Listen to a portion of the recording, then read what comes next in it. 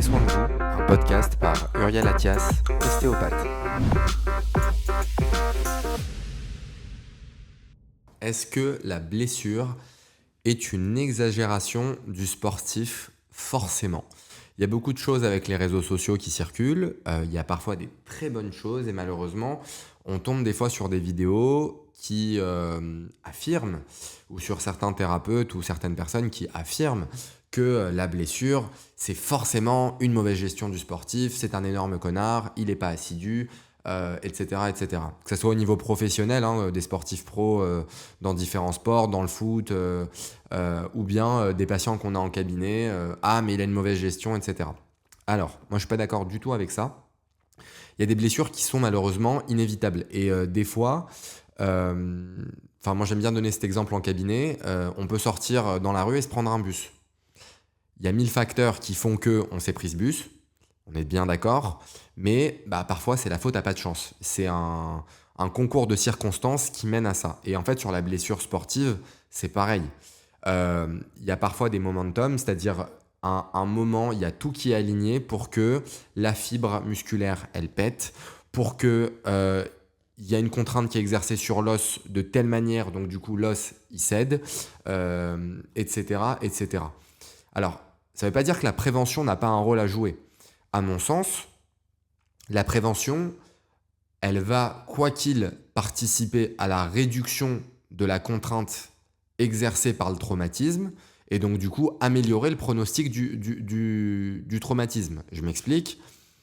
Quelqu'un qui se blinde musculairement, qui fait du renfort, qui fait plein de choses, etc., qui va se faire une entorse parce que la faute a pas de chance, il a raté un trottoir ou une connerie ou je sais pas, voilà, c'est vraiment, des fois il y a la faute a pas de chance, et la capacité à récupérer de ces tissus, elle est probablement augmentée par sa PPG, par son renfort qu'il exerce, et donc du coup, ça va dans tous les cas, améliorer le pronostic de récupération, tant au niveau des délais que de la gestion de la douleur, que de la cicatrisation tissulaire. Le tissu va peut-être cicatriser beaucoup plus vite. C'est ce raisonnement-là qu'il faut avoir. Mais en tout cas, on ne peut pas prévenir tous les traumatismes. C'est impossible. Et il faut arrêter de culpabiliser les gens qui se blessent en disant systématiquement ah ouais, mais en fait, ton entorse d'il y a 10 ans, c'est parce que... C'est impossible de savoir. C'est impossible de savoir. Ça fait 10 ans qu'il n'a pas fait d'entorse et tu vas l'emmerder pour une entorse qu'il a fait il y a 10 ans. Ok ? Est-ce qu'au quotidien, depuis ces 10 dernières années, il y avait une sensation d'instabilité, il y avait des douleurs, il y avait... Non, pas forcément. Alors, à quoi ça sert de déterrer des cadavres qui sont enterrés depuis des années ? Ça sert à rien d'aller... En cherchant, on trouve toujours un truc. Donc... faut arrêter cette, désolé du terme, branlette intellectuelle à vouloir tout le temps chercher des causes, etc. Parfois, c'est la faute à pas de chance. C'est tout aussi con. Donc oui, on peut trouver des facteurs. Peut-être que ce jour-là, il y avait une inattention qui était due à un manque de sommeil, qui était due à une mauvaise gestion de l'alimentation. Il est arrivé sur sa séance, il était complètement en hypo. Et donc du coup, voilà, bon, ok, là il a mal géré. Donc ça, c'est une accumulation de facteurs qui ont mené à la blessure.